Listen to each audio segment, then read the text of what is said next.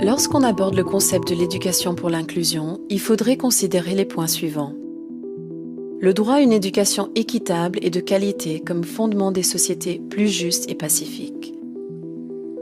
Un accès équitable au savoir et un apprentissage pertinent pour tous et dans tous les systèmes éducatifs. Comprendre, respecter et répondre aux diversités culturelles, sociales et individuelles. For us, education for inclusion is education for all. That means we cannot exclude any category. It means we must look after everyone, whatever category they belong to. For me, inclusion is trying to ensure the right to education for all children. You know, in the Convention on the Rights of the Child, there is a basic principle, which is non-discrimination. And so as not to discriminate amongst children, we must promote opportunity for all children, whatever their origin or their capability to be in the educational system, and ensure that their right to education is assured. We are a caring and humane society, and in order to achieve that characteristic and attribute, we have to ensure that our education is aligned in such a way that we are inclusive in whatever we do. The former industrial heartland of Northern England, today the capital of English football and pop music. Manchester has in recent years become Europe's main university city, with the largest concentration of students from throughout the Union. A lesser-known fact, Manchester is also one of the epicentres of what we call inclusive education. We are at the St Paul's School, the flagship for this Education for All project. Mel Ainscough, researcher at the University of Manchester, is an advocate of this kind of teaching. He plays a large part in the development of the curriculum at this primary school. What we see in a school like this is a strong emphasis on people working together. Teachers working with teachers and support staff, schools working with communities and parents, the involvement of other services, and critically the importance of child-to-child support. Students helping each other. In this school, there is a fundamental emphasis on working and learning in a team. Here, the students are from highly varied social backgrounds and come from over 30 different countries. Furthermore, at St Paul's, all religions are taught. This doesn't prevent the students from working in teams. In this maths class, for example, the children work in real partnership, but the one who is more advanced takes the place of the teacher. The results are remarkable. The result is twofold. Obviously, the one child is learning in a more intimate way than in a large group, but also it's good for the confidence of the child who's taking the role of the teacher. Eunice has regained his self-confidence since attending St Paul's. Previously, this 10-year-old, who is paralysed from the waist down, was in a school for disabled children. Today, he is a student like the others. He's even what we call here a buddy, a student who assists their teachers. In this school, he feels so well at home that he can forget his disability. Well, really, it's obviously you can see him in a wheelchair, but you don't really know what to know about that. A buddy is a person that helps the teachers, because teachers can't do all the jobs. So like taking the cups that Dominic does, and like cleaning the teacher's room because it's been a bit dirty and they have to really go and print out some work and stuff. Like you feel a bit happy because you're helping the teachers at least, and all the teachers would be running around and they'll be really stressed all the time. For his teachers, Eunice's disability is no obstacle to his learning. Eunice, we just have to be careful that furniture isn't in his way. Eunice doesn't have a learning need, he just has a physical need. So he just needs to be sure that he can move around freely and he can access the lesson in the same way as everybody else.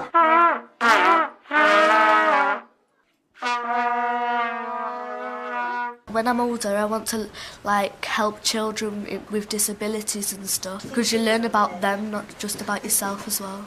Similarly, I think for the receiving school, the benefits are there for all pupils. It's not just for the individual children with needs. I kind of think what happens is that the children become much more accepting of difference, and it becomes part of the norm, so that they don't notice the difference, because that acceptance of difference is just part of the culture of the school. Accepting differences is about learning to listen to others.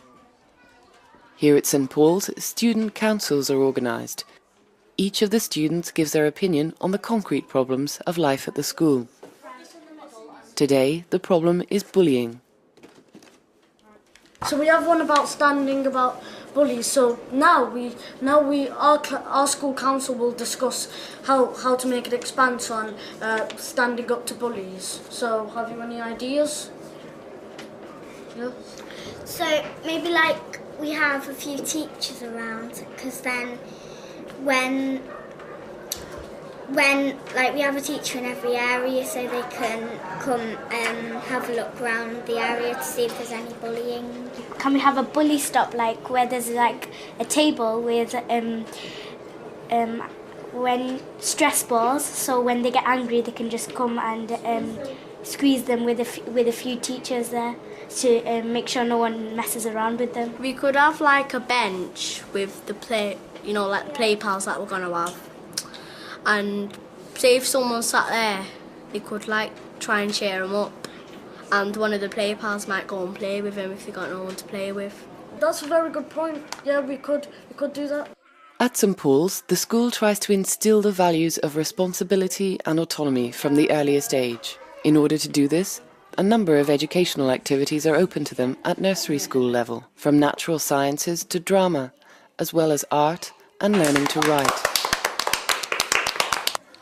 A curriculum where children are free to choose, and which allows them to explore their abilities and their tastes, as well as making their own decisions about what they would like to learn. I think that children need to lead their own learning, and there comes the point when they've learnt what they need to learn and they want to move on to the next activity. Sometimes they might concentrate for a very long time. These children have been here about nearly 10 minutes now, and other children might go to something for a very short while and then feel they've learnt what they need to learn and skip onto something else that seems exciting to them.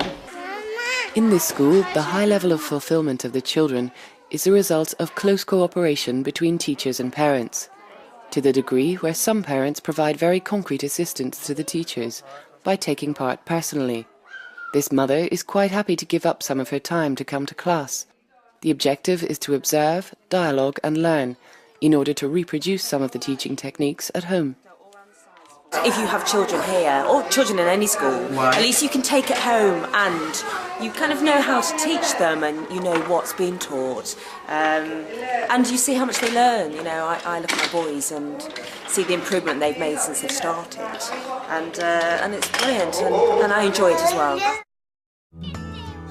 The great challenge today is to create an educational system which includes all children, whatever their social, religious or physical difference. Learning to live together, to coexist with people who are different, and to be enriched through our differences. This is inclusive education.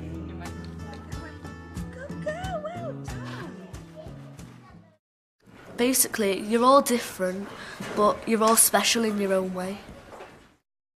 Culture and ethos of the school, that's what makes it work.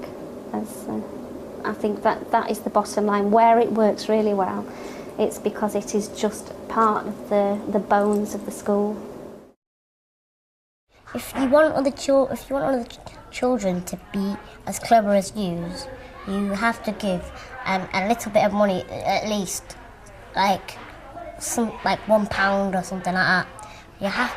If you want them to be happy or get a job like you guys, or they want to look up to you, really, you have to pay them or something like that. Make sure they go to school or have a house, or at least have a reputation.